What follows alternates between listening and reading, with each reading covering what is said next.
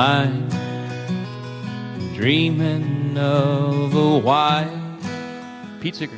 Christmas. Harlow Guthrie. Mike Binkley, name this artist. Just like the ones I used to know. Oh, come on. Yes, I thought you would know Wow, this. I haven't heard. No, I haven't heard him sing We're this the before. tree. One of my favorites. When I got up this morning and it was dark out, we had snow.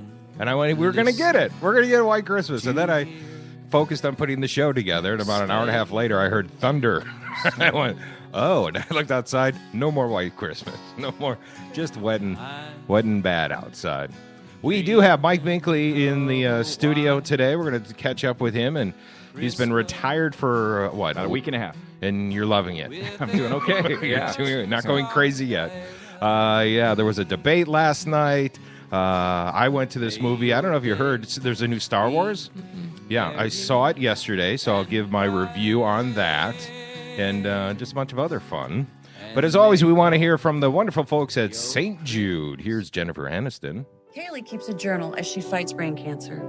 I wish I wasn't different than other kids. But you're getting so much better. Because St. Jude Children's Research Hospital has created a special treatment giving Kaylee and kids like her across America the best chance of survival. I want to write my cancer is gone. Oh, honey, St. Jude has doubled those chances for you. Donate now at stjude.org or shop wherever you see the St. Jude logo.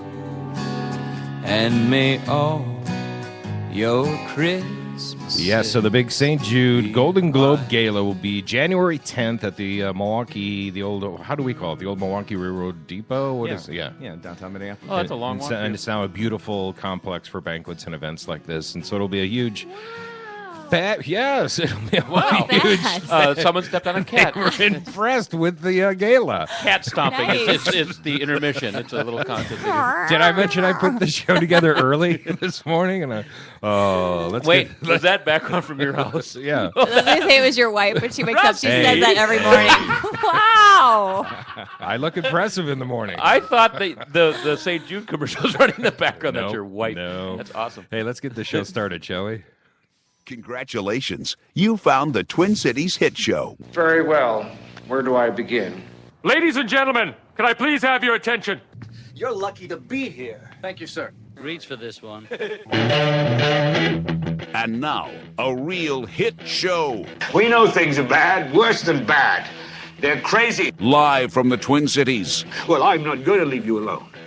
I want you to get the Twin Cities hit show. We sit watching our TVs while some local newscaster tells us that today we had 15 homicides and 63 violent crimes, as if that's the way it's supposed to be. Coming to you live from the Alive and Social Network studios. I don't want you to protest. I don't want you to riot. I don't want you to write to your congressman because I wouldn't know what to tell you to write. I don't know what to do about the depression and the inflation and the Russians and the crime in the street. All I know is that first, you've got to get mad. You've got to say, I'm a human being. God damn it. My life has value. And now, let's get this hit show started.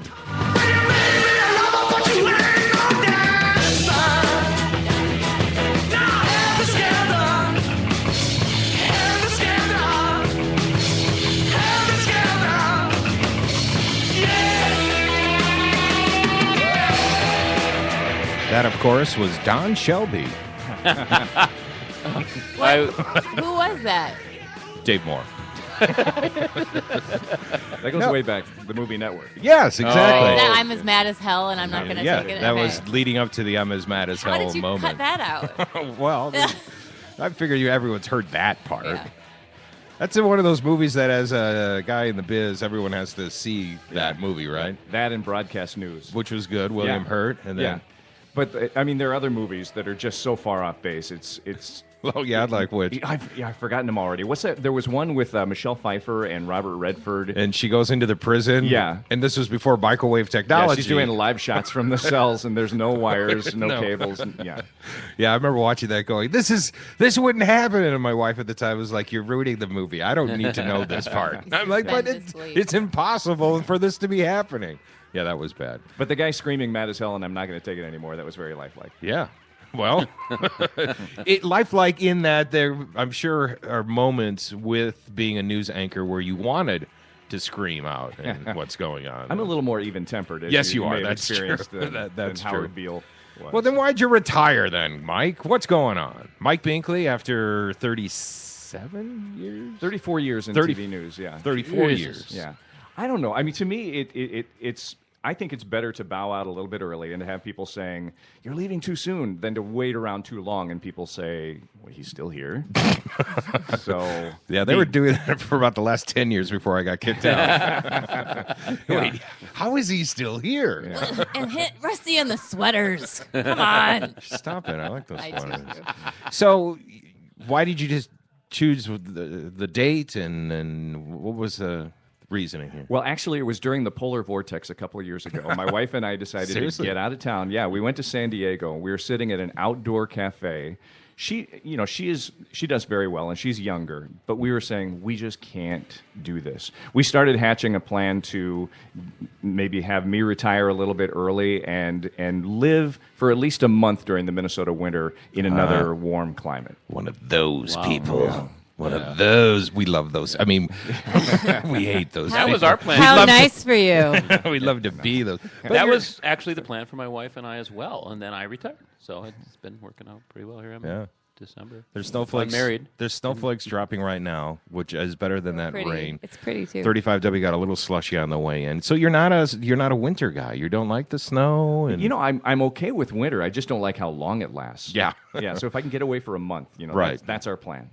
And part of your bit was covering all of Minnesota. Oh, yeah. So you were out there. What's the coldest report you've ever done? Well, we got a picture. My photographer, Tom Avilis, and I were in Detroit Lakes a couple of years ago. It was during the polar vortex, and the actual air temperature was minus 23. And we had to jump out of our car and take a picture. And Yeah. So, but I would say the mostly we had to be outside for a long time. We were doing a story in Spicer about the building of an ice castle. We had to be out on the lake where they're actually cutting the ice blocks out of the lake, and we were out there for a good hour plus. It's just miserable. You lost feeling in your feet. I mean, I and all loved that. the franchise Finding Minnesota. That was a lot of fun to do, but Yeah. there were moments like that were not so much. I was jealous of that, watching that, going, I remember going there, and I used to do that a little bit. Yeah, that was a real highlight for me. I loved doing Finding Minnesota. I learned a whole lot about the state that I didn't know before this. Did you ever have one of those reports where your face started to freeze up and you had to try and talk? No. Well, I mean, it's certainly with live shots over the years. Yeah. You've been there. Yeah. I mean, because they want you to be out there. They want you to be standing by so they know you're there. They know your mic works. Yeah. And it does 10 minutes before the show. But then when you're 5-10 minutes into the show, you start talking and you're done. I remember we did a live shot with that big ass ice castle that was built, In St. Paul. in St. Paul. And Regis and Kathy Lee brought their show and did it for an hour. And that was the coldest I had ever been. And even they were like, how do you do this? And I'm like, I don't think you should be doing this. I don't think anyone we don't should do be this. doing this. This is insane. Snotsickles. It was a beautiful castle. Oh, yeah, totally. I lost feeling in my feet, and they would run into the mobile home. At the time, I was the stage manager for them. Yeah. And I had no Kathy trailer. Lee's wine would keep freezing over. Yes. It's just hard. It was bad. So you didn't you didn't crank like. Take this job and shove it. You didn't have that ready to go in your car? No, I loved my job. Yeah. And I've known a lot of people who have left TV news and they leave bitter and feeling Yeah. disrespected and Yeah. all that kind of stuff. And no, I'm not going to be one of those people. Yeah. Well, Mike, I'll be honest. I've been watching WCCO a long time, and I noticed since you left last week, that station has not been the same. It's just gone downhill. I agree. I won't watch anymore. It's bars and tone now on the weekend. It's just. They're soldiering on somehow. I like how you walk. First of all, they are the most fabulous studios in the Twin Cities. Oh, yeah. I mean, I've been to all of them now begging for a gig, so I can vouch. Metro 6 really is. Give me a job. Cable access friendly. My fingers are crossed. He says that about every studio he goes in. These are the nicest studios I've ever seen, so I'm available. Yep. He said that at Live and Social, and he actually got the job. So congratulations. But yeah, I mean, they're very cool and swank and urban. And you walk in, though, and there's a bronze statue of Dave Moore. Yeah. So that just shows you that WCCO has respect for their folks. Oh, absolutely. I mean, of course, who else? Perhaps Don Shelby, in terms of legendary figures at that legendary station. But Yeah. Yeah. How long would I have to work there to get a bronze statue? About another 50, 75 years, maybe? That may not happen. That may not happen. Sid Hartman's got his statue in front of the Target Center, right? Yeah. Do you want a statue of yours in Yes, public? You know people do to those things? No, tell me. I don't. So what do you think you will miss about it then? Well, I definitely miss the camaraderie. I miss kind of the dynamic of the newsroom. Are you giving me kind of sentimental music? Hoping to get a tear. Hey, Barbara. I love the people that I work with. You know, I love Who finding you miss the most, Who did Mike? you hate, though? You're ruining my thing here. Who are you going to miss the most, Mike? No, the dynamic Angela, of the newsroom. Angela Davis. Will you miss her the most? Angela and I have been together for Talk about close Angela, to Mike. 20 years. Did you have... What did you like about Angela, Mike? Sorry. Soft hair, her alabaster skin. Well, she is African-American, so... There were people who... there's one person in the newsroom in particular who said, I want at the end of your last newscast for you to reach over, embrace Angela, and admit, after all this time, that you guys had something going on. I didn't know that people thought this, but I learned toward the end that there were a few at least. That's a good thing, though, because there's is. obviously a chemistry. No, we and had you great like that. chemistry, yeah. Well, and very unique in the biz throughout the nation in that you were teamed up at two different stations in the same market. Yeah. Because you teamed up at Channel 5 for how many years?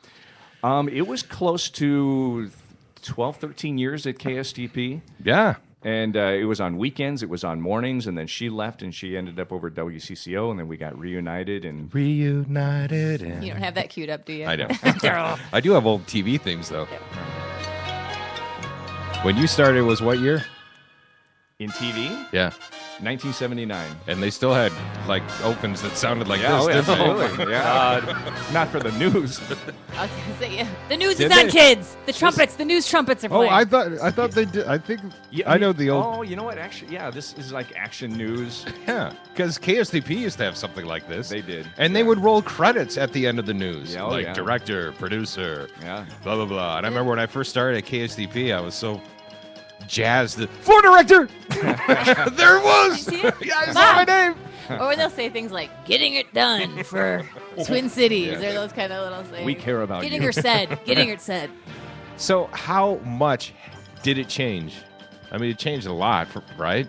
From when you started to when you left. And in many ways. Yeah. Technically, a lot of advancements, of course. When I first went into a newsroom that was playing this kind of music, Yeah. I mean, I was going to a typewriter. You stay classy, Mike Binkley. There were ashtrays on just about every Right? I missed desk and that. I cubicle. don't smoke, but I missed that. They would Something smoke about in it. the control room at KSTP, and that's like a small room. Yeah. That's The awesome. anchor desk would have ashtrays. We were waiting for the film to get back from the processing Yeah. lab, but that was right around the time that videotape was really starting to become more popular. Yeah. But yeah, I mean, you didn't. Now we take for granted being able to just call at any time, but we had to pull over and find a payphone in order to call our desk. And we had two-way radios, but the other stations, the competition, would listen into that's that. right. So we'd have to go find a landline so we could have a top-secret conversation. Yeah. That's awesome. Or there would be discrete words you would. I know at KSTP there'd be like. Orange would mean that it was happening or yeah, something. yeah. We're orange here. Did you guys have the automated cameras like they have at Fox 9? WCCO does now, and has had them for many years. What is that? There's no operator. They're remote control, and it's so funny because everyone's, especially at 9, I love those guys, but the cameras sometimes go the wrong way or bump into the desk or the stage, and it's pretty because funny. there's somebody in another room that's controlling them and moving them around like robots.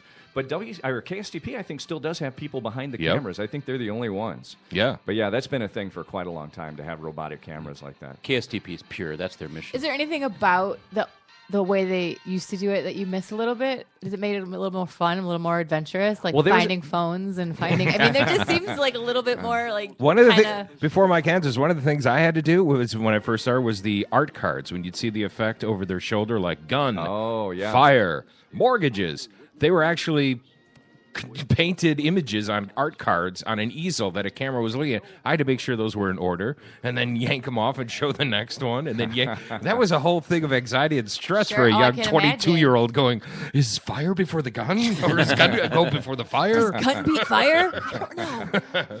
Well, we used to do a lot more traveling in the business, obviously. Yeah. I mean, before budgets started getting cut. But there was a time when I first started that we were feeling fortunate if we could go live from a place that's maybe 15 miles away from the station. But then in the mid 80s, it started to become possible that you could go live from anywhere in the world, and that technology was invented here in the Twin Cities at Hubbard Broadcasting. But before that, before a lot of stations signed on to the satellite trucks, we might get sent 4 or 5 hours outside the metro, and then we would shoot the story and we would do it the next day. But with the advent of satellite technology, you could go live from there. So it was like you do it all in one day. So, it became a little bit more difficult that way. Right. Were you part of the Calgary contingent for the Olympics? Yeah, we sent 26, KSTP sent 26 people to the Olympics. Out of a staff of how many? Oh, we must have had 125, something that's, like that. That's a substantial. Huge. We had a couple of sports guys. We had reporters, anchors. I was one of 2 feature reporters that got sent up there. The other one was Steve Hartman, who is now. What year was that? It was 1988. Yeah. Wow. And we were going live from Canada, from Calgary, 4 times a night. At 5, 6, we had a 6:30 half-hour special, and then again that's at right, 10.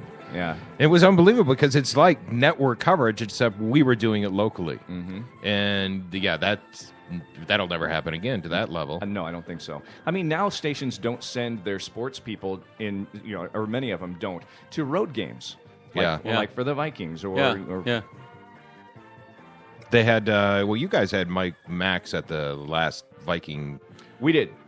And I'm still saying we, even though I'm gone from there. But we had a pregame show there, and when the game is on CBS, then and it was WCCO. a big game. Yeah, huge game. It was a big game. Yeah. I was wondering why Mark Rosen didn't go. Yeah. He wants to stay in town. He's getting old enough that he can. Been say, there, I'm not doing this. been there, done that. What are you going to do? Fire me? I don't think so. I'm Mark Rosen. We were. Were you a fan of Dan Rather, by the way? I was when I was in college. Yeah. But then, I mean, he got to be a polarizing figure. Was that what he would sign off And like? that's the CBS Evening News for this summer-ending Labor Day. Dan Rather reporting from New York. Courage. That was Good night. ridiculous. Yeah. I didn't really get it. Kenneth. I'll be back with more news about the nation's crack epidemic at 9 tonight, 8 Central Time, on the CBS News special called 48 Hours on Crack Street. Until then, Dan Rather. Courage. I think it would be funny if he tried a bunch of different words, like he's trying out what he wants to do. Poise. Integrity. Moxie. Notice that he doesn't say a word with the letter S in it, because he also has a whistle when he says it has. He was groundbreaking, though, in his reporting and anchoring, and anchored for 24 years or something. Or how long did he do? Yeah, the don't CBS. remember. But I mean, he beyond the courage thing, he started injecting down home Texas phrases. right. Remember, like a lizard on a hot rock in the summertime. That was toward the end, wasn't it? Yeah, it was. That was when I was going, oh, he's going insane. Unhinged. Here's how Dan feels the news has changed. This is what I call the struggle for the soul of news. It's not realistic in today's big-time network television to say, look, we're going to concentrate on news that matters, news that's really important. There is a total emphasis on ratings, demographics, profits, stockholder value, and the big-time salaries of the big corporate moguls. Now, this is at variance with the sense we had in American news for a long time, including television news. It said, look, we're in business to make money, but we're going to give some time to public service in the public interest, not in our own profit-making interest. And that's all gone by the wayside. Has it? It largely has, yes. Yeah. I would agree with him there. I mean, it's become more what will, not entirely, but more what will entertain the audience versus what will inform the audience. Which hopefully will keep me employed. Yay. I'm that guy. I'm Rusty. Breaking news. I'm that guy. But I mean, when you traveled around Minnesota, where does that fall? Certainly it's not news people need for their daily lives, but is it news? I think it is, but it definitely falls into that category of what will connect with viewers and will draw them back. Yeah. Which is the mission. And I don't think that's a bad thing necessarily, only if it comes at the sliding of important news. Exactly. And this is a Sunday night feature, and there's not a whole lot else that's happening on Sunday nights. But, there... even, back in the old days, I mean, guys like Dan Rather and people from that era, they longed for the days when everything was great. But back then, people were saying, oh, give us some balance. Yeah. Because it's not, this world is not just all crime and, Even Edward R. Murrow, who now has a prestigious journalism award in his name, right? Yeah. He did a whole show where he just would go to a celebrity's home and they do a tour of their house. Yeah. And what was that called? I forget what it was called. They Rusty's Playhouse. Yeah. Better Than You with Edward R. Murrow. Yeah. Okay, all right, here's one for you. I mean, I think famously First Lady Jacqueline Onassis did one, but that was as close as it got to anything of news or political value. Quite often it was just, hey, we're now in the home of Eddie Albert or whoever it was. And so even he recognized that, hey, TV, or he wasn't, at least he didn't seem embarrassed that he was doing it. Yeah. No, exactly. And a lot of times they would sometimes do commercials, or they would have big billboards on set with them. That's right. Chesterfield cigarettes or something like that. No conflict of interest there. What are the numbers like in the news? Because I know so many people now don't have TVs, or back in the day, even 15 years ago, you'd say don't have TVs because they're getting their information on computers or their phone or whatever. Yeah, no, the numbers have gone down drastically. They have, because there's just so much more competition. Yeah, that's another thing. Going back to when I first started, there were 3 network affiliates, and actually in the market where I started was Topeka, Kansas. There were only 2 stations, and so you had a license to print money when you ran a news department. Yeah, but yeah, now we have Fox affiliates, and now we have the internet, and now we have cable, and there's so many more places where people can get their news than what we used to have. I remember working at Channel 5 when I first started. They were number 1 at 10, still hanging on from the Ron Majors era. Yep. It was Cindy Mercado and Stan Turner. Wow, yeah. And they were in the double digits at 10 o'clock, and they were, were still whatever. And then we watched it drop, and like 5 years into it, the feeling was, well, we'll never go below double digits in our ratings. Can you imagine getting a 9? And now, today, a winning newscast can have a 4. Oh, yeah. Oh, wow. Oh, the number 1 show will have a 4 rating. Okay, so, all right, strategists. And we were like, a 9. That's embarrassing. Yeah. All right, media strategists. How do you fix it? I mean, print media is going by the wayside. We all know it is dying. There's no way it's going to stick around, even though I love my physical paper. What do you do as a broadcaster to keep this relevant in the digital age where people can go, I just want to see the headlines, or I just want to see the human interest stories. I don't care what Ian Leonard has to say leading up to the numbers. Give me the forecast. Yeah, I mean, there's always going to be a need for people to research and relay the news to other people, but the general populace is driving this, and it's really, I don't. There's no exit for that. It's not like we as broadcasters or journalists can put a stop to that and say, no, this is the way it's going to be. But it's like they're trying to, and they've tried. Yeah, they have, but they've got to figure out a way to monetize it, to make money out, because people. The talented people, need to be paid. I know the websites at first were poo-pooed. Rob was very slow to the game over at Hubbard Broadcast. We don't need a website. But now, that's just part. I mean, that's duh. Yeah. Every station has to have a website. And not only that, I feel like that as far as what news is covered, it's a game changer now with bloggers and where they start digging up stuff. Right. Where, like, remember, I think the Inquirer was the one that first broke the John Edwards having an affair and having the illegitimate child type of a thing. Yeah. The Inquirer. This is where they have aliens that come and invade, and all of a sudden that's pretty much what happened with John Edwards. Well, it kind of pushed the news to be like, well, maybe there's something there, and that it just almost feels like they're kind of leading it a little bit, or finding different stories that maybe wouldn't have gotten covered. And maybe that's the niche that broadcast news can do. Look, we actually vet our information, and we are informed reports. I think what broadcast news does, and especially locally, but even at a CNN, is breaking news. Yes. Better than the internet. The internet always seems to be,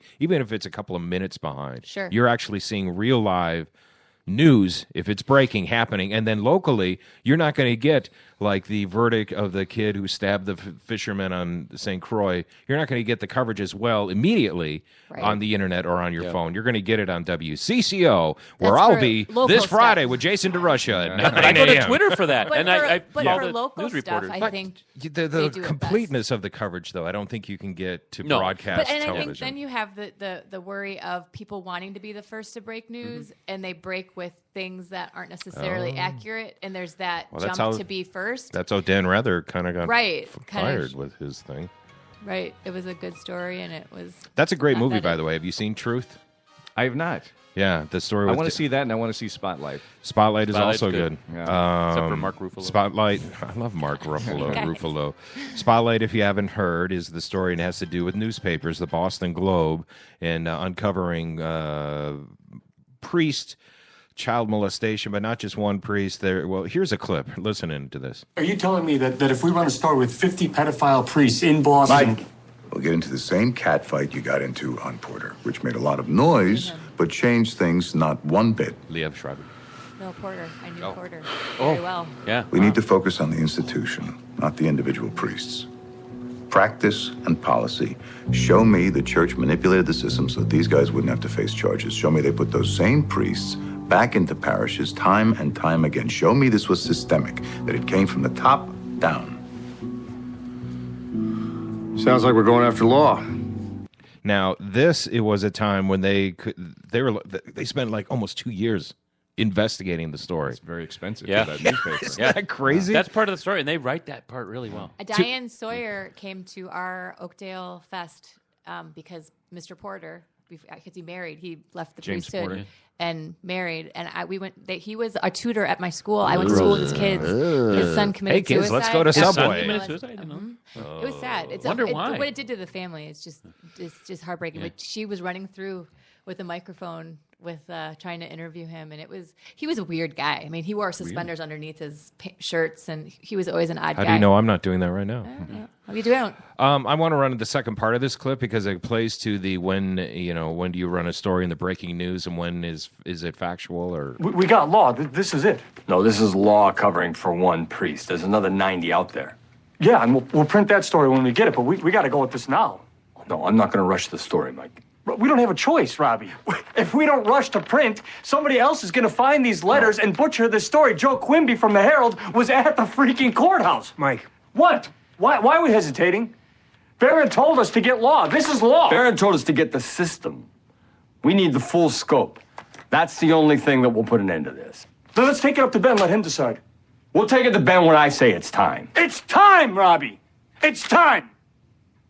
Did you ever have a heated conversation about story? You know, I generally wasn't involved in investigative work like that. I don't think I ever had. I've definitely known people who have had a story that they thought was legitimate news and it has been quashed by somebody above.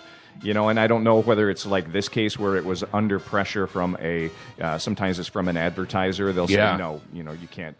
Which no one likes to admit that because that is like, that's not journalism. Right. Yeah. Did you ever act in a scene like that as poorly as Mark Ruffalo? What do you guys have against Chicago? it? They had Chicago accents. I thought they were Boston. It's Boston. Yeah. There's a They're song doing like their this from Chicago. again. Ruffalo, Yeah. rest my case. Thank you. Is on the outer realm of being a journalist as my career was, that movie really gets you excited to go, man, there was good journalism. Yeah, it does show you the value of having an institution like the Boston Globe. Yeah. Like I said, I haven't seen it yet, but I know enough about it that I can't wait. It ends in a hail of gunfire. Oh, my. Spoiler alert. In the theater. Spoiler It's actually alert. a Spoiler hail of alert. gunfire. Hey. Priests were molesting kids. We had, CCO had the I team, right? In Dimension. Oh, yeah. And that became too expensive. Well, no, there is still some element of that. I mean, we have WCCO Investigates. Okay. But, and KSTP has an investigative unit, CARE. Yeah. CARE has really been building its investigative unit up lately. And then in the world of television, to have a month to cover a story is a luxury, let alone 4 months. Yeah. Or like in this case, that was almost 2 years before they actually splashed it on the headlines. And they did prove and show that it wasn't. At first they thought it was one priest, then 17, and then it became, it's factual, 300 and some priests. Yeah. So, and it takes an institution like that with the resources that Boston Globe, had at that time, and to do something like that. There are a lot of advocates out there trying to do documentaries, trying to do stories like that and cover things. But I think maybe they can be dismissed a little more easily than something like the Boston Globe. Yeah. Truth really kind of. The movie Truth about Dan Rather and his story with 60 Minutes and how they had undercover documents that showed George W. was like AWOL during his time with the Air Force Reserve, which ultimately that did kind of become a fact, right? That there were documents and he was AWOL. Yeah, the source that they used, though, was questionable. Yeah, he ended up being kind of a cuckoo. Not quite right. But it does kind of soiled the glow of 60 Minutes. But I still watch it every Sunday, and I still think they do a great job, right? But you know that the tone of 60 Minutes has changed somewhat, too. Yeah. You see a lot more celebrity interviews, I think, now than you used to. They're still very well done. Yeah. But they do some hard-hitting... And then how about, what's the HBO and Vice? Have you watched any of that? I haven't seen that. That's pretty good. I would recommend that. They usually do like 2 stories, or sometimes they dedicate just to one. Vice magazine, is it affiliated? I think so, maybe. Yeah, that's it's pretty good. I read some of that. It's an investigative thing. So Colleen and I had issue with where do you find actual factual news? I mean, besides, of course, Channel 4, because you'll find on the internet, something that looks like it's legit, stating facts that seem true. Exactly. But then she can find another source that is stating completely the opposite, and that seems legit. You've got, to a larger extent, your Fox News, which I can pull up information that says Fox News is wrong 80% of the time, and then someone else will say, well, CNN is wrong 78% of the time. 82. How do you figure it out? Well, that's the thing. I mean, back in our day, it was we tried Walter Cronkite. We tried to be objective. I mean, that was our mission, was Yeah. to try and be fair and balanced. But now so much of today's news has an agenda behind it, and you can just basically subject yourself to a steady diet of the news the type of news that you want to hear. Yeah. Right. Well, how much? But at some point, does the facts? Isn't there a dog, and the Yes. sky is blue, and Right. the tree are But green? Where are those facts? Well, I think, at least from the outsider, it would seem that maybe in those meetings you have in the morning, deciding what stories you're going to cover for the day, maybe that influences it, or the type of people you hire. It's more organic.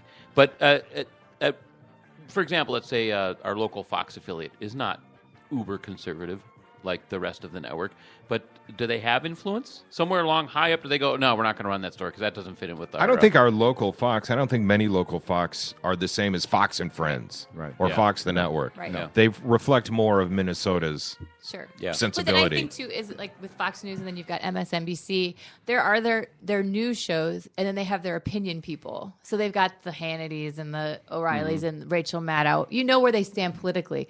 If you're looking for your news, you don't want to know who's telling you the news, where they stand politically. Yeah. Because then you feel like... Which leads us to our question, Mike. Where do you stand politically? What frustrates me, though, is when they say, hey, that dog weighed 20 pounds. And then the other one, no, that dog weighed 100 pounds. I'm like, the dog has a weight. Can someone give me the actual number? Don't you think, where do you find that actual weight of the dog? There's that truth is in there somewhere. Say that, the Republicans blocked this bill to feed small children. Well, then they fail to say that there's a bunch of crap attached to it that they can't... Well, even last night, during the debates, they were saying, the San Bernardino lady shooter, she was on Facebook saying she hates America, and how they can't even find that information. Well, it was a personal message on Facebook. It wasn't her status timeline. Right. And that's a distinct difference. That's huge. Yeah. But when they just say, she was on Facebook saying she hates America, and that's outrageous, and Obama's inept panty waist, and it's like, that's a strong difference. Sure. So you have to work for it, I guess. I mean, you really do. Sucks. I mean, if you really want to get to the truth, I mean, it's easier to find information now than ever before. But yeah, maybe you have to work for it. Where do you go as a news guy? He curls up in the fetal position. Well, it's now who I follow on Twitter. It is the Washington Post and the New York Times, the Star Tribune. Credible news sources. That's generally where I go. New York Times. I had a graph from the New York Times yesterday. But I think though that the New York Times has a left-leaning, the Washington Times has a right-leaning. So there is kind of, you're getting a flavor, a different flavor from each. And so I just want a newspaper that, and I would think as a human, if I had an opinion on something, I'd have a hard time stopping myself from just kind of like putting my taste, if you really believe in something, I understand the human urge to push that a little bit. I get that. But also then you get stuck not knowing if you're getting something with someone's personal opinion. Here's a concept, news concept. Take that. each story runs the point counterpoint. You run a story, and you have the conservative and the liberal both put their stories side by side. And this dog has a weight. I want to know the weight. I don't want your opinion. Well, It's he a cat. looks It's not like a dog. It's a cat. It's a goddamn cat. It was a cat the whole time. Now, do you ever recall, though, in news meetings, which, by the way, when I show up to CCO every Friday at 9 a.m., I don't see a news meeting going on, whereas at KSDP, there was a 9 a.m. meeting. It starts at 10. Oh, you could do that. You could swing that. So why does Fox do theirs at 2? They do. Did you ever feel, because people from the outside, liberal media, the main stream media is liberal. I tell folks I've been part of many, many news meetings, and I never felt an agenda at KSDP. I have felt an agenda from certain individuals. Well, who yeah, I okay. will not name. Yes, now, okay, now. But not necessarily in the management ranks, but when the kind of the worker bee ranks, that they wanted to cover a story because they wanted to uncover something, and it was clear that they already had a bias going into it. Okay. But in my 34 years, I've been called conservative, but now I've been called liberal. So hopefully that and means sexy. That's great, though. I think you did your job right then. Hopefully. Don't you think? Yeah, that's what you'd like to think. Which are you? I'm not saying. Like me, I've been called dick and I've been called asshole, and I feel like I did my job. You're right. both. I remember a news director that we both worked for, little guy. There was a musical going on at the Ordway. It was the movie. What's that movie where the out of work England guys put on a male exotic show to raise money? Oh, yeah, so the Full Monty. Full Monty. And the bit was there was going to be a scene at the end of this Broadway show of a full Monty. Turns out they use stage lighting and all that, so you're not seeing the full peen. But our news director was like, there's going to be male nudity in downtown St. Paul. Go cover the story. And I said, but sir, this is a Broadway musical. It's not. Well, it's not controversial. He goes, it is if we make it. And that's like almost an exact quote. It will be controversial if we make it. Right. And I was like, whoa. Well, I mean, that is That's how like, a lot of, there's a chandelier that falls from the ceiling in Phantom? That sounds like poor architecture. Go cover it. I'm like, it's part of the... Right. I did not cover the story. There was Here's some your other, night vision goggles. Go! There was some other flashy object that caught his attention, and he moved on. Right, like no, but there is that sense with many news managers that the news is what we decide it is. All right. Dang it.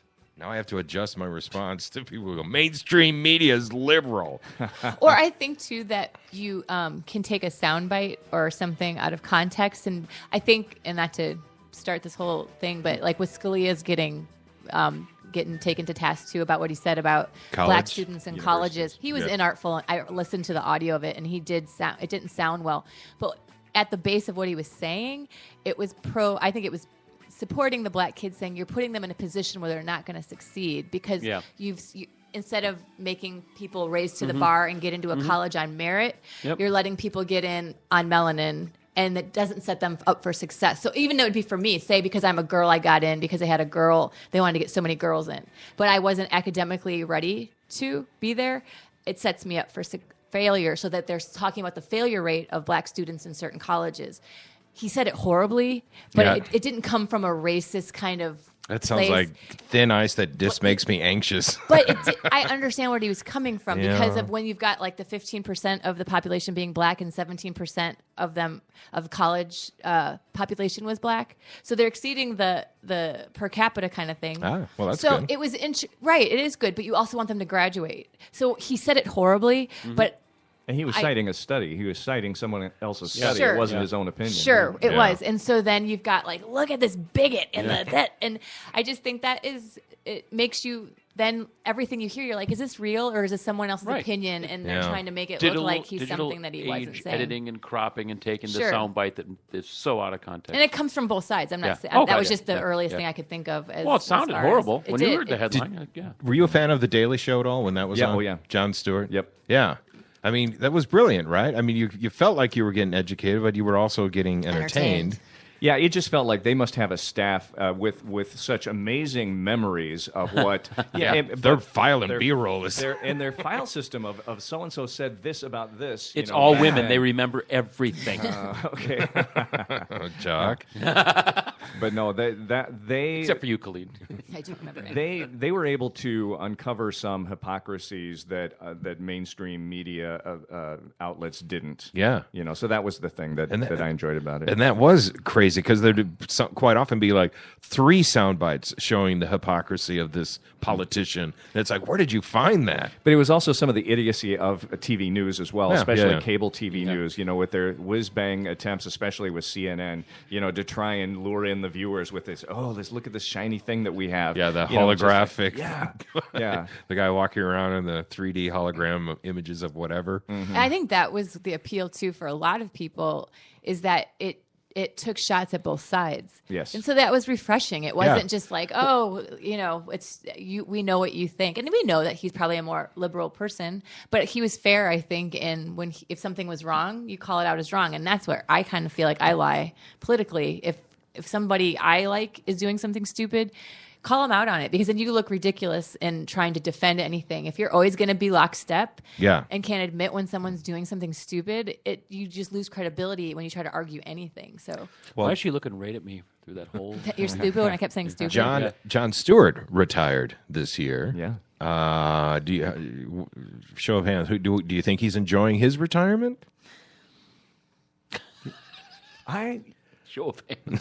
It works pretty well. Hi, with a podcast. Yeah. 1, 2, 3. Okay.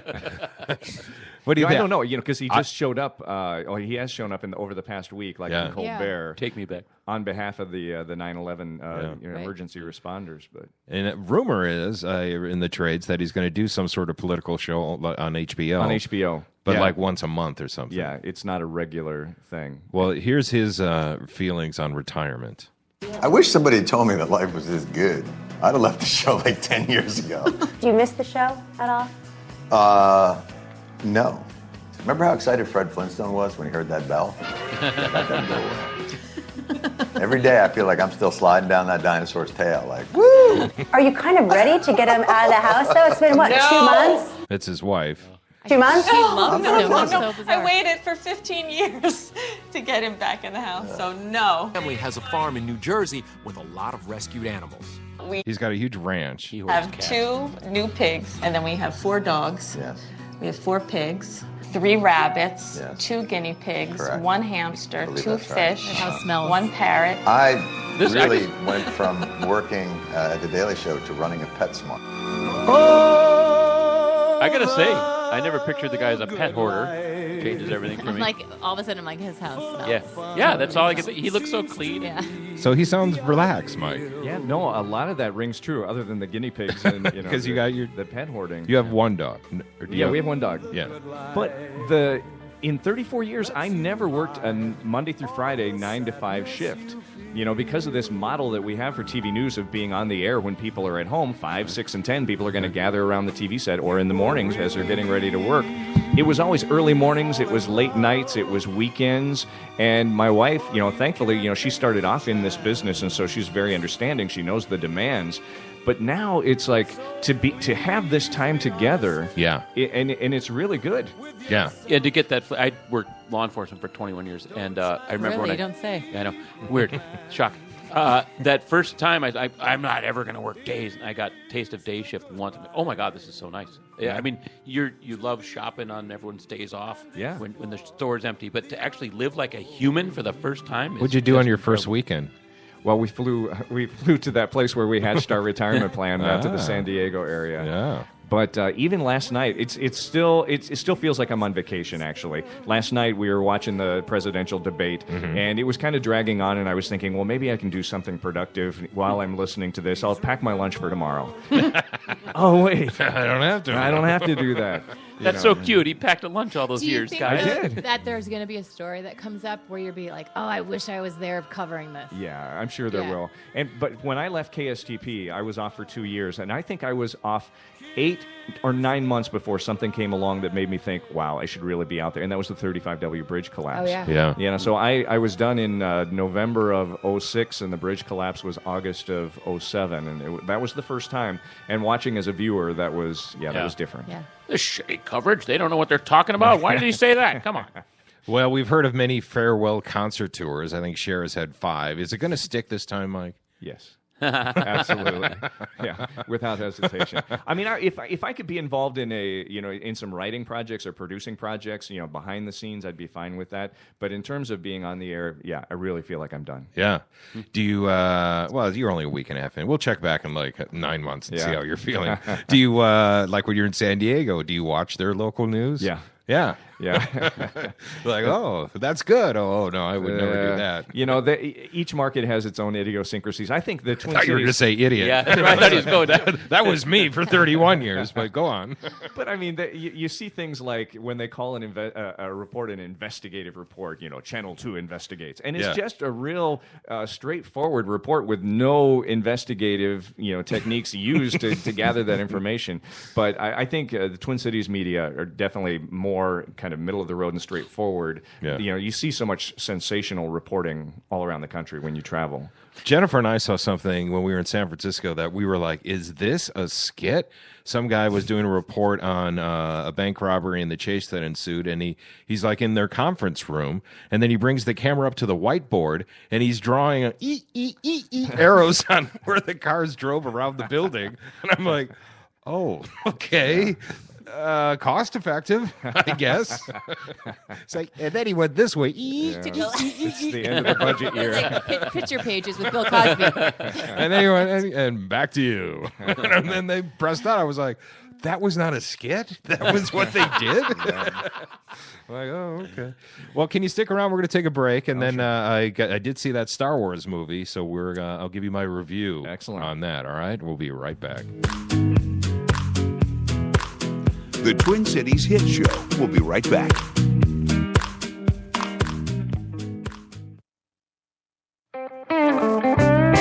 Third Street Brewhouse, built on a perfect site in Cold Spring, Minnesota, combining the state-of-the-art brewing facility with exceptional water.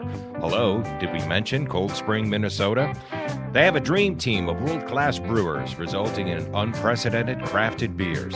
The core styles of Bitter Black IPA, Lost Trout Brown Ale, and Rise to the Top Cream Ale are intriguing yet satisfying. And look forward to seasonal and specialty beers.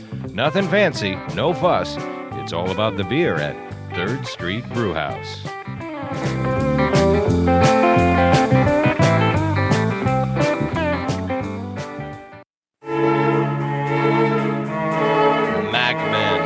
Don't let your computer problems drive you mad. We are MacMen, Minnesota's premier tech consultants and problem solvers for Macs, mobile devices, troubleshooting, training, and much more. No more dragging your computer all over town because we come to you. We love making house calls to your home or small business. MacMen. Call 612-345-8005.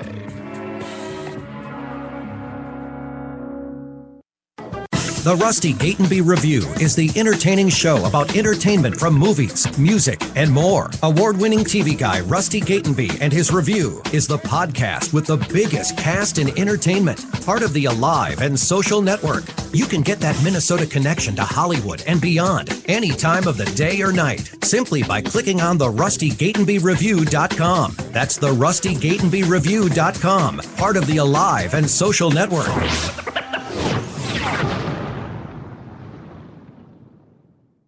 Introducing the Twin Cities' newest transportation app, Cruise. C-R-U-Z, with no surge pricing ever. Cruise to that brewery. Cruise to that concert. Cruise to that ball game. Cruise home from that party. I like Tom Cruise. No kidding. I do. Sensing a pattern? Cruise. That's C-R-U-Z, the new app that saves you money with no surge pricing ever. Book in advance and save even more with Cruise. Download the Cruise app. Follow him on Twitter at Time to Cruise to get weekly ride discounts. Whenever you booze, use Cruise. Download Cruise right now on iOS or Android. You're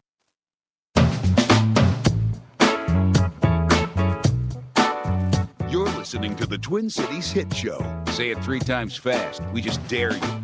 Baby, what you doing now? You're pissing me off.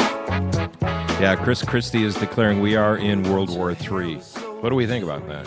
2.5. I mean, I guess on paper it really kind of reads like World War III, but Will historians he's saying declare this? It's a different kind of war, is what he's saying, basically. Yeah. I mean, it's not country against country, but it's...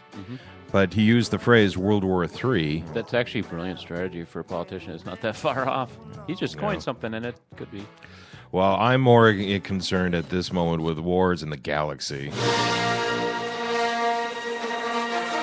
Are you a fan, or could you give a rat's? I was a fan of the original, but the ones that followed, not so much. Yeah, me as well. And I'm not one of those Star Wars geeks. I don't have the toys and all that stuff, and I don't know the religion of Star Wars and all the characters and who shot first and all that stuff. But yeah, I love the first three. A lot of fun. I think I've only seen the original Star Wars from beginning to end maybe 3 times. Yeah, I think 4 I have times too. Yeah. at the Really? most. Yeah. Well, it's 2 more times than I have. You've seen it once? Yeah, when I was younger, I was little. Yeah, When it came out. It was a great Yeah. experience when I saw it that first time, and I totally got it, and I totally enjoyed Harrison Ford and those characters. What year or was whatever. that? 77? 1977. So I would have yeah, been and 4. I was very much looking forward to when the next one came out and Return of the Jedi. Hated the Ewoks. Yeah. I thought, Yeah. oh, what do you See that as a little girl, I liked it. That was like they're like little teddy bears. Well, Even Yoda, the Muppety thing they started with him too. I was okay with Yoda, but yeah, when they Jar went Jar to Binks. those '90s trilogies, Terrible. that evidently I heard this morning that George Lucas waited those 19 years so his ex-wife's agreement, their divorce stipulation, would expire. So she wouldn't get a cut of the next 3. That's why there was that long, almost 2 decades between the next 3. But yeah, those were like CGI, soulless, What a dick. eye candy. I And I was totally like, get it. He I hated totally get it. Wait, George, call me. If you're listening, call me. We need well, to the talk. good news is, and I guess for George as well, as we talked about on the show, he got bought out. Disney bought him out for whatever, $40 billion. And they said, yeah, we got it from here, George. We don't need, we saw your resume. Starts off great. But those last 3, we don't want to do that again. So he's not part of it. J.J. Abrams and Lawrence Kasdan, who actually wrote The Empire Strikes Back and Return of the Jedi, is back to write this one. So that's all good stuff. There's this young whippersnapper reporter who's talking about the excitement that's building right here in the cities. Her name is Angela Davis. They anticipate this to be the biggest opening of all time, and She's coming also up. the biggest picture of all time. The Paragon Odyssey 15 in Burnsville will show The Force Awakens on multiple screens every 15 minutes beginning Thursday at 7 p.m. Pre-sales have broken all the records so far, and we plan on showing show after show after show, as many as we need to put in to accommodate all the guests. Some tickets for the Star Wars Thursday night. Robert Stahoyak just bought 10 tickets to the 1:10 a.m. showing on Friday. He and his buddies will be dressed as their favorite characters. No way. I don't believe it. I might just surprise everybody.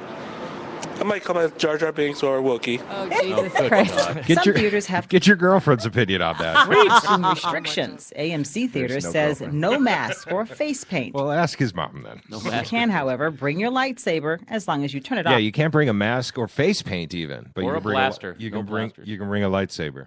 During the movie. And many theaters now offer reserved seats, so you don't have to get there early to claim a good spot. So that people could just go online and click and pick their seat, and they could walk in 5 minutes before the movie starts, and their seat's going to be waiting for them. Timothy Smith is eager to see where the plot takes us this time. In some ways, people got to like the bad guys better. So that's interesting. I think a lot of fans like the dark side part of it more so than the rebel side. As a parent, do you just go, where did I go wrong? And at Paragon in Burnsville, they are serving a tequila drink called the Yoda, and they're bringing a karate teacher to do some lightsaber demonstrations on Saturday and Sunday. I hope the same person doesn't do them. No, I don't think so. Hey-o.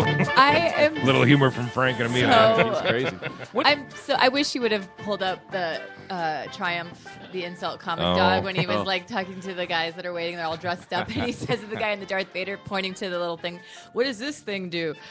This helps me breathe, and he's breathing like, and he goes, "And which one of these buttons calls your parents to come pick you up when the movie's over?" Sure I have. What is it about this movie that, I mean, I get it, I love it, and I'm excited too, but I'm not then going. you answered your own question. But not to the point where I'm going to go sit in an audience at 1:10 in a packed theater, plan That ahead, was or like wear a a costume. skit. The voices were like, I'm going to be here, maybe possibly dressed like a Jedi. I don't know. You there, female. Are you able to join me? You sounded way too thin, Kelly, because that guy. All right, let's hear from Harrison Ford about returning to the role, because that's why there's excitement, because the original cast from those first 3 movies are back. Han Solo, Luke Skywalker, Princess Leia. Here's Harrison Ford. First off, it might have felt silly to be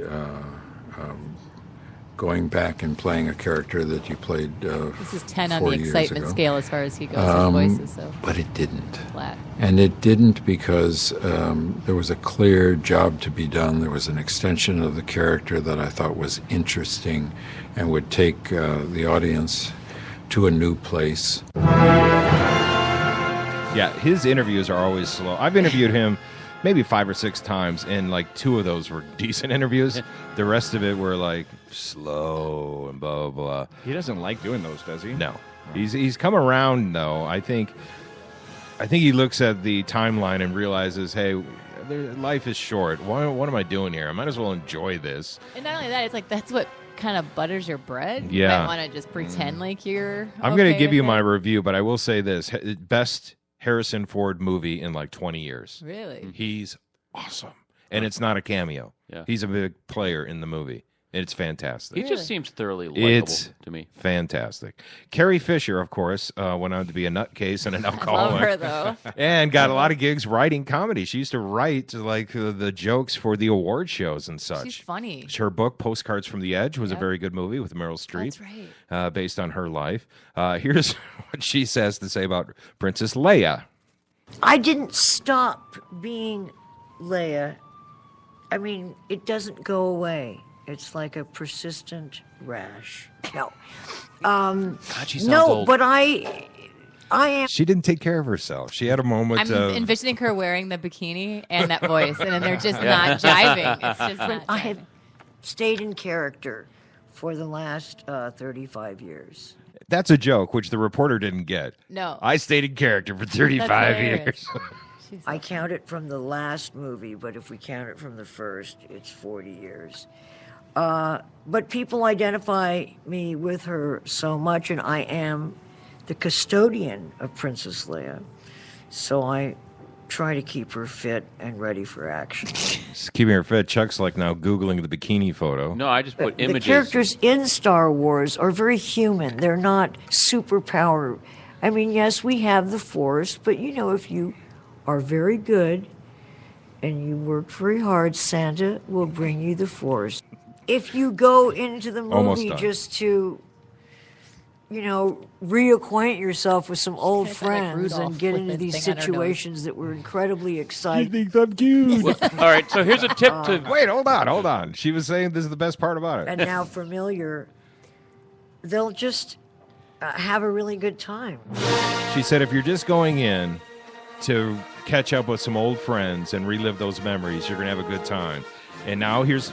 You were going to say something? Well, you caught me as I put Carrie Fisher images, and it's all bikinis. I'm like, that body does not jive with that voice. So I put Carrie Fisher today. There's the Carrie Fisher we're hearing in that interview Yeah. right there. Well, no, you thought maybe that was her still in the bikini? Well, I'm like, how did she That's get from 1980. that? Well, it's But called age she- and yeah. diet and exercise. It's called age, and it's, yeah, I don't know. What she just said, I agree with 100%, and that's why this movie, for me, is not only a home run, it's a grand slam. Cool. The pressure was enormous to, do this right. And J.J. Abrams, very talented director, and more importantly, a fan of those first 3 movies. So he knew exactly what Han Solo should do, those moments, the relationships. There's going to be 2 things that happen in the movie that I'm guessing will piss off a lot of Star Wars fans. It pissed me off, but I'm like, okay, I know there's 2 more movies coming. This is the new set of trilogies, so I'm like, okay, you're gonna make good in the next one. It just adds to the drama. But overall, yeah, it's gonna. How much longer in between the movies? Next one is out in December of 2018? next year. Okay. Oh, They go into pre-production in January. Wow. He's been writing the script for a year and a half already. Not JJ. It's being handed off to the guy who directed Looper, which is a great film. Oh yeah.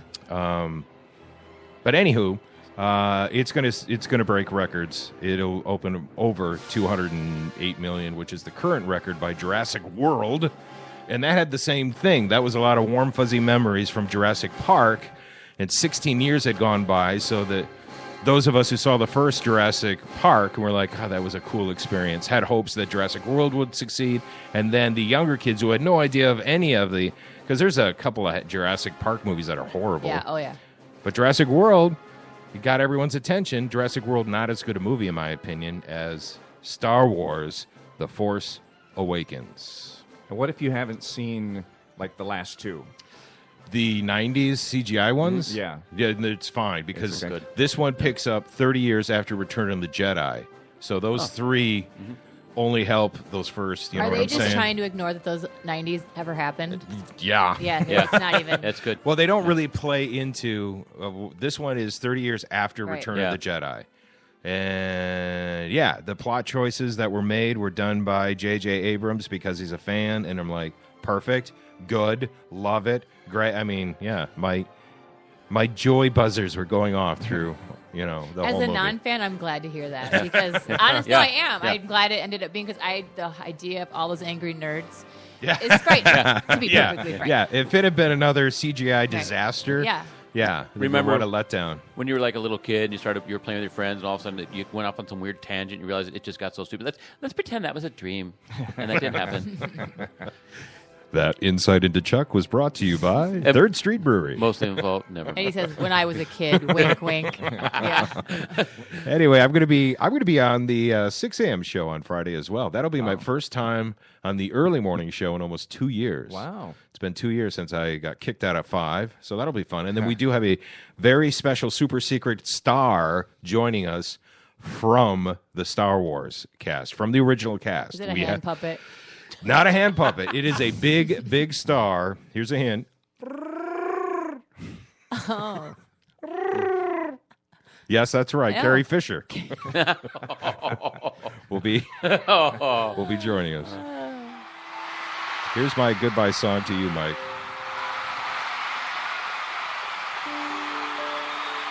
He's going to make you cry before you leave if you like it or not. Man. Garth Brooks in and out today. Wait, hold on. I got to get that. This is not as good as... Is this the one I wanted? Were you at the show where the cancer girl? No, I went the next night. Yeah. Is that what she was called, the cancer girl? He brings a cancer girl to every show. During this song, it was so... an older woman. Yeah, it was an older woman. He brings a cancer girl to every show. It's It was superhero. it was incredible. I mean, I'm not a huge country fan, but I go to Garth Brooks because he's a heck of an entertainer, and he does have songs that resonate. And this one certainly resonated that night. Of a woman had a sign. She was front row. She said, "Chemo this morning, Garth tonight, enjoying the dance." Right? Mm-hmm. Yeah. You know, He stopped the show. I'm cynical. I'm not because of him. Yeah, it was I 2 days don't before. Like The chemo girls was 2 doing days that. before. I'm such a private person. The idea of doing that just does not even register with me. And there's It's a something HIPAA pandery violation. about it. Like when people do that on their Facebook, it's like my chemo this, and you're like, you'd be supportive, but it just to me, it's He stopped the show. It was a I can't- magical moment. He gave her his guitar. I'm Oh, sure. at a bare minimum, it's a HIPAA violation. I mean, bare minimum. Jesus. Hey, do we have the guy from Gear Daddies in Yeah, tomorrow? tomorrow, Billy Dankert. From the Gear Daddies? Drummer for the Gear Daddies. All right. Be playing the Gear Daddies, too. He's gonna do drum solos in the studio. It's gonna be sweet. How soon will you be in San Diego?